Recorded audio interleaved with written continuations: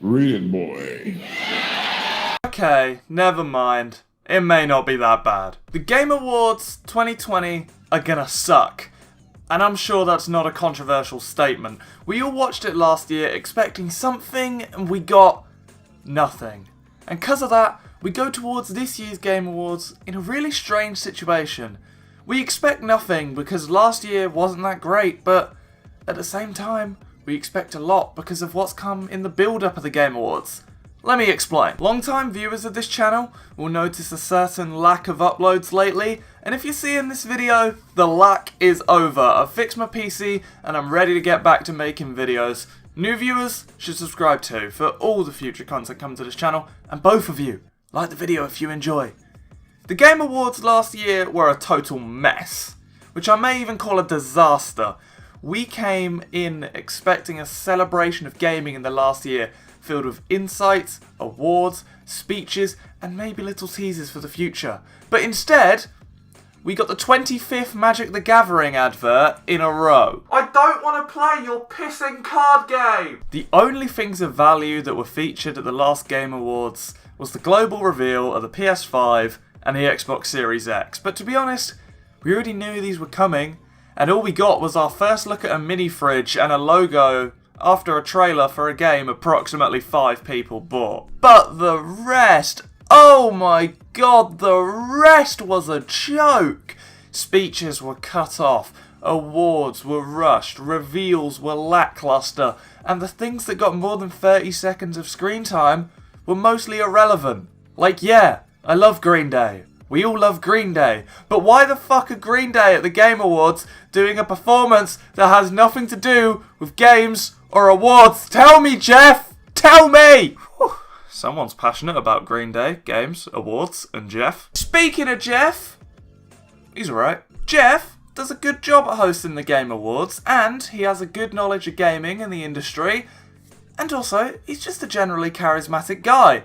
He's perfect, and I like him hosting the Game Awards. Mwah to Jeff. But I think if last year is anything to go off, the other Game Awards hosts need to step up their game.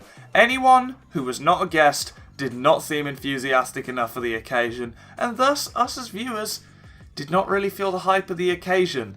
Those guys were like cardboard planks, and I really hope they bring some more energy this year. Speaking of cardboard planks, look who it is, eh, Persona 5 fans? Yes, we'll get to that leak at the end. And the celebrity guests. Oh, the celebrity guests. I'm all for famous endorsements. It's a great way to bring publicity to something, especially something like the Game Awards, which even though gaming is a bigger industry than movies, it brings a lot of publicity to this to make it like an Oscars level event. I don't think it will ever be that, but the celebrity guests go a long way into boosting the prestige and the profile of the event. But please make the celebrity guest better than this.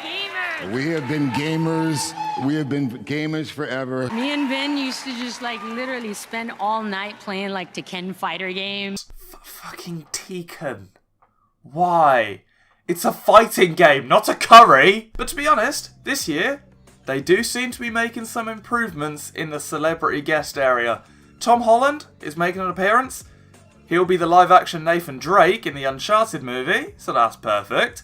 Brie Larson is making an appearance because she's shown time and time again she's a fan of the game in space, as much as certain people would say otherwise. Seriously, if you do that, just get in the bin. What are you doing with your life? Let people enjoy things. But it seems we still have these spindly Johnnies who just aren't relevant to the space at all. Like, I'm sure Gal Gadot is a great person, but why?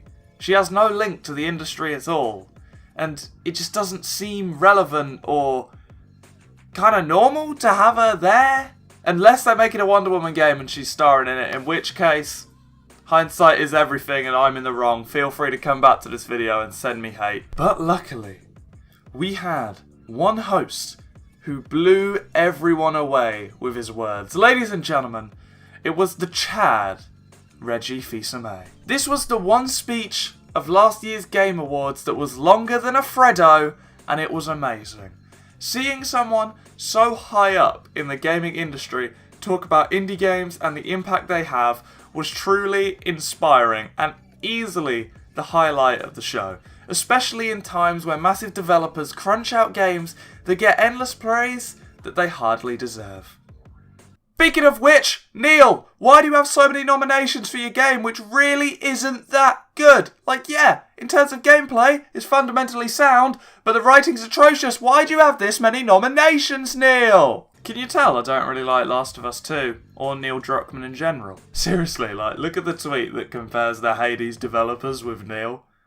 What a dickhead. Speaking of the nominations, let's go through them and see who I vote for. So, I came here on the Game Awards website thinking about voting, but then I found this, and this is so much more important than voting. And yes, I'm going completely off script here, so this may get messy. Even on the Game Awards website itself, does it admit to the Game Awards being rigged? I had my suspicions last year when some games that nobody had ever heard of were winning awards, but this just proves it. The voting of every single person takes only 10% of a toll on the final result. And to be honest, I don't think even that's accurate. The other 90% is decided by a board. There is no way that's fair. Like, if you're gonna go for a board of people deciding the awards, that's fine, but don't give the illusion of voting. Why would you do that? That's just not right. Don't make people feel like they're having an impact when in reality they're actually not. Just tell people the truth. And you can tell based off of how it's gone already. Ghost of Tsushima won the Player's Choice Award, or Player's Voice, I don't know what it is. It won that award, and that's the one that is 100% voted for, so if it doesn't win Game of the Year, then look where we are. It's like last year how Fire Emblem Three Houses won that category, but wasn't really nominated for anything else. And when it was nominated, it came nowhere near winning. This is massive bias, and I'm not even gonna vote in this year's Game Awards because of this. Moving on, run over. Fine, okay, it's time. Let's talk about what you care about. The reveals. They're not usually good at all. Last year, we had literally nothing. And the year before, the only thing that really interests me was Joker in Smash, which, to be fair, was fantastic, but they really need to step it up if they want to do this award show where they don't put the focus on the awards, and by the look of things, they just might be. Persona 5 Scramble got an English trailer leaked, which I think was meant to be at the Game Awards, because right after the trailer got leaked, they pretended they were going to drop it early, but hey, if that were happening, they covered for it by getting Lynn, the Persona artist, singer woman, to sing at the Game Awards, and that's going to be really cool, because I want to hear some Persona songs. That's awesome, and to be honest, the surprise of the trailer was ruined, so I'm glad they did that, and it looks like in terms of entertainment and reveals, they seem to be stepping up their game. Because like, Persona 5 Scramble is highly requested, and it's going to be cool to see it at the Game Awards, even if it's not featured in the way they wanted it to. And then COD is getting its Season 1 trailer. That's something people have been looking forward to, and that's already been confirmed. So there's two things that we know are going to be there that are really highly requested. So it looks like they're stepping up their game. It's looking up. In conclusion though, I don't have high hopes. Last year disappointed me too much. I'm still going to watch it. Almost definitely not going to stream it because it's on at about 4 in the morning in the UK. But I'm still going to watch it because the talk around it's always entertaining. But my hopes aren't high. Maybe the reveals will be good. That's the only thing we've got hope for. And I look forward to seeing the relevant celebrity guests and how they do. But other than that, I'm not too invested. But either way, I'm a stupid consumer and I'm still going to watch it anyway. If you enjoyed this video, be sure to leave a like on it and comment down below what you think about the Game Awards 2020, because when this video comes out, it should be happening tonight. So I hope you're watching this before the Game Awards. If you're watching this after the Game Awards, tell me what you thought and have a go at me if I was completely wrong. Subscribe if you're new and you enjoyed the video, and with all that out of the way, I will see every single one of you in the next one. Goodbye.